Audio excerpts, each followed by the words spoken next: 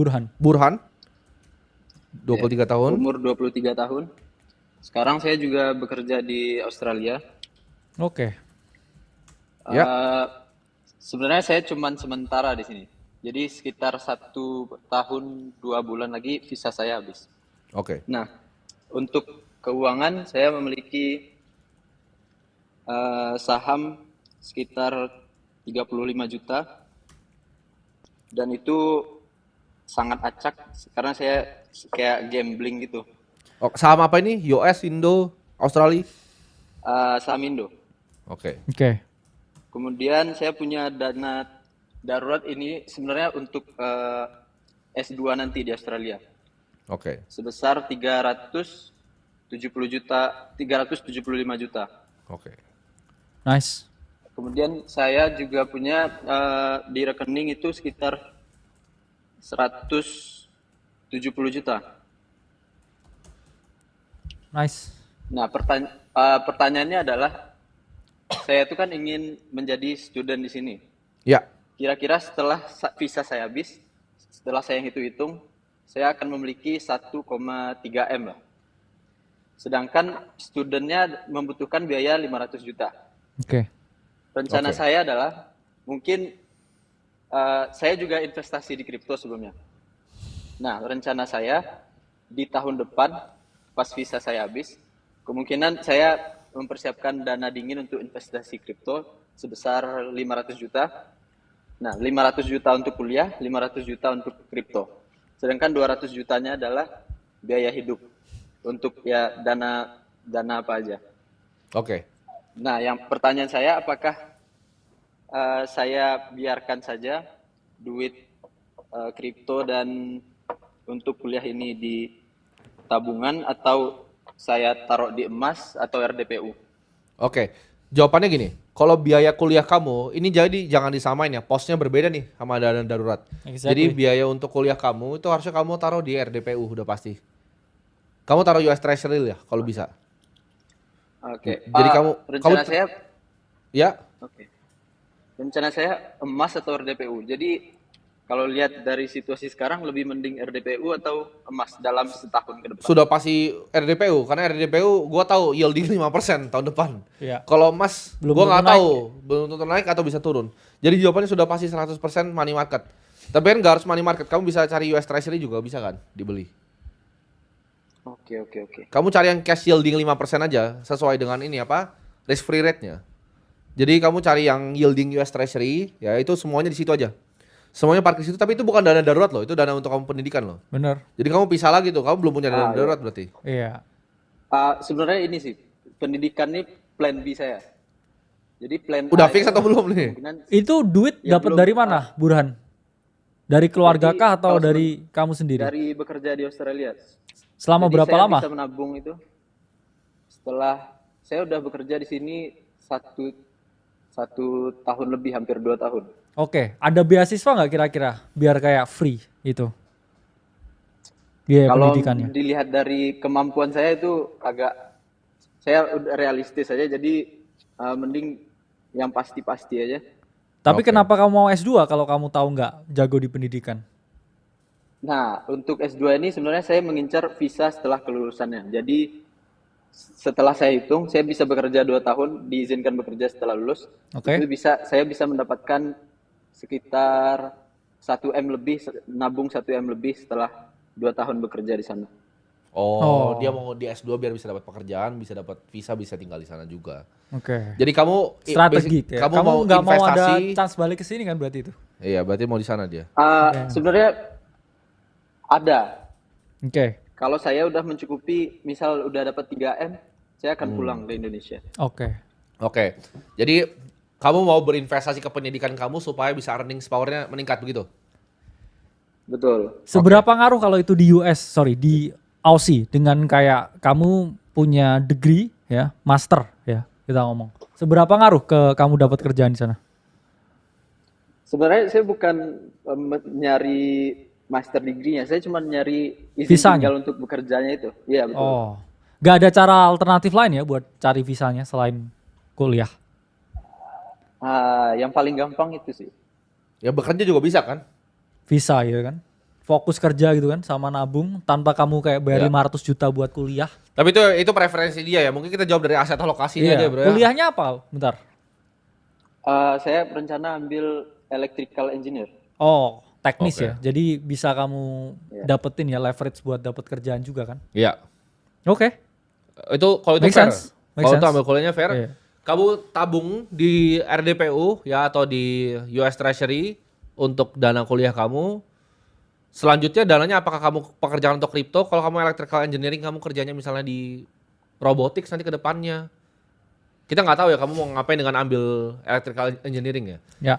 Tapi ke depannya kalau kamu mau industri yang berbeda dari kripto itu it needs full time attention. Sama Iya. seperti stock picking yang kamu lakukan di Indonesia, stock picking di US.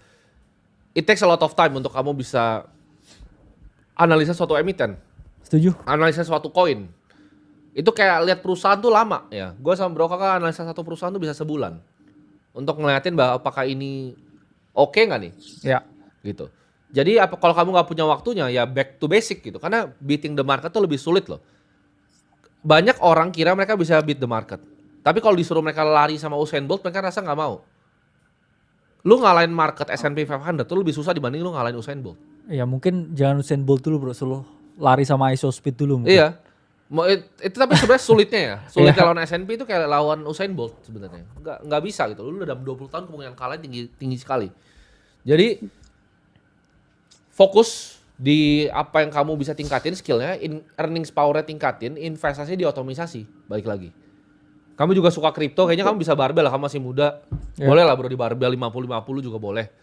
Tapi ya jangan difokuskan gitu. Cuman beli kripto yang benar-benar dekat ke Bitcoin, jangan Ya, yang terlalu Bitcoin jauh. only sih. Mungkin Bitcoin only. Plus juga ya kan. kamu harus paham kalau kripto juga volatil dan mempunyai siklus. Iya. Jangan semua duit langsung kamu taruhin ya, berharap kamu sekali lamsam bisa double duitnya. Itu menurut saya approach yang sangat berisiko tinggi. Dan Betul. ya mending kamu fokusin dulu. Ini ada passive income lain nggak kira-kira? Selain bekerja? Nggak ada sih. Nggak ada. Oke. Nggak. Jadi kamu Paling, fokus aja. Lanjut. kadang saya juga trading gitu, Bro. Iya, itu active income sih. Oke.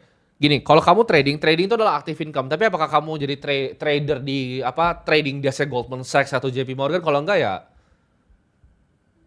ngapain gitu? Kalau Enggak, kamu tapi nggak full gimana? Sebulan, maksudnya year to date lah. Kamu trading itu dapat duit atau justru loss kira-kira? Pas siklus yang ini tuh saya invest dan trading itu Dua hal kira-kira yang berbeda ya. untungnya Kamu ngalokasi Oh iya, misalkan betul. beli altcoin atau bitcoin dengan kayak kamu setiap hari keluar masuk posisi itu dua hal yang berbeda. Itu trading. Kalau kamu cuman awal tahun beli Ya. bitcoin, awal tahun beli ethereum ya itu beda, itu bukan trading. Gimana? Trading atau cuman allocating portofolio? Untuk trading featuresnya kemungkinan saya tuh bukan kemungkinan ya. Sejauh ini dapatnya 3 juta sebulan itu dapat. Oke. Sedangkan untuk investasi siklus ini dapat 100 juta. Oke. Ya oke keuntungan. sih. Ya mulai perlahan ya dia realisasiin yang major investmentnya, dan kalau trading nggak ganggu psikologis kamu ya nggak masalah juga. Nggak masalah, boleh. Benar, Fair. boleh. Asal ya saya tanya tadi PNL-nya plus atau min, Ya. ya kan? Dan ganggu kerjaan atau enggak, kalau enggak ya. Dan bisa Ya jangka terserah. panjang atau enggak. Karena Yes. banyak yang trading setahun untung. Tapi 10 tahun banyak kan sih rugi semua. Gitu. Setahun 2 tahun mungkin untung, 3 tahun untung, 4 tahun untung, 5 tahun mungkin rugi. Jadi jangan resikokan kamu punya capital. Karena gini, kalau kamu mikir hedge fund yang trading, mereka itu pakai uang orang kan. Mereka ada uang orang yang taruh di sana. Jadi ketika mereka untung selama 5 tahun terus jadi 0 fundnya, mereka masih dapat duit dari 220 structure-nya. Jadi agak berbeda dengan kita yang pakai uang sendiri, kamu paham nggak? Karena rules nomor 1 dari investasi adalah jangan pernah hilang duit. Karena untuk balikin duit lu yang hilang setengah mesti double portofolio lu. Ya. Which is sulit banget. Ya. Ya. Ketika hilang 80% tuh naiknya harus 400%. Itu sulit banget, 4 kali lipat. Itu yang bikin Michael Burry portonya nggak pernah naik. Ya. Nah ini mungkin kamu bisa lihat yang di Nah, share itu di dia. screen ya, dalam gains ya needed to recover from loss ya. 50% drawdown, itu kamu harus doublein portofolionya Iya. buat kamu kembali. Dan yang sulit itu sebenarnya bangkitnya ya, karena Betul. gaining double itu sulitnya setengah mati itu. Betul, itu tadi baru Ya, bilang. kita tuh. ngomong Minus dengan size lah ya, dengan size apalagi ya. Jadi ya Burhan, ya kita ngomong fokus ya dalam artian mulai punya mindset yang realistis dan gak apa-apa selama gak mengganggu. Cuman jangan sampai ya itu jauhin kamu dari biggest picture-mu, kamu pengen kuliah S2, electrical engineering, dan ya siapa tahu kamu direkrut Tesla ya, direkrut Elon Musk gitu ya, bikin robotnya yang nggak ngerti ya. Mending kamu fokus ke bidang yang memang kamu ngerti bisa ngasilin sesuatu di dunia nyata. Iya, dan investasi kamu otomisasi, kecuali kamu memang punya, karena trader tuh biasanya mereka punya very specific type. Self ego yang tinggi juga. Orangnya unik, jadi manusia unik. Contoh seperti dia adalah orang yang unik. Ketika dia dulu jadi dosen, dia bisa gitu loh, cuman ngajar, tapi nggak cerita sama orang tuh sendiri gitu. Oh iya. Itu butuh unik. Yang gua kenal di pasar modal Indonesia juga sama. Dari jam 9 tank sampai tutup, itu nggak bisa diganggu bro orangnya. Iya. Nggak bisa dipegang, itu nggak bisa dipegang orangnya. Mana? Jadi marah kalau dipegang. Iya marah kalau dipegang. Jadi nggak untuk semua orang lah. Kehidupan seperti itu nggak untuk semua orang dan nggak gampang. Itu sulit sekali. Apalagi kalau margin call dipegang gini. Lempar gelas nanti ya. Jadi semoga terjawab ya. Oke, satu lagi kok. Ya. Yang tadi kan saya mau 500 juta untuk Bitcoin itu berarti kurang bijak ya untuk tahun depan. Kamu kan electrical engineering. Tadi 500 jutanya beda lagi. Kecuali kamu bilang ke saya kamu kuliahnya matematika murni, lu mau jadi quantitative finance di Jane Street, mau trading tuh boleh, gua kasih. Tapi kalau enggak lu bilang iya, kalau lu electrical engineering ya. Ya mending ditambah di RDPU-nya lah buat sekolah RDPU-nya, kamu S2 sekolah aja gitu, udah. Kalau buat trading nggak apa-apa ya, maksudnya kayak kamu kan butuh ini kan, udah ada kan tadi tabungan, udah ada ini. Cuman balik lagi duitmu, uang darurat itu nggak sama dengan duit yang rencana kamu ini buat kuliah S2. Jadi ya coba dikasih pos sendiri, dikasih rekening dulu untuk dana pendidikannya. Jangan dicampur jadi satu. Saya punya duit sekarang di rekening sekian. Terus kamu hitung itu sama juga buat investasi sama Bitcoin ya. Kalau Bitcoin turun setengah dari sini, kamu nggak jadi S2, kamu S1, kuliah S1 lagi jadi. Itu beda bro. Oh.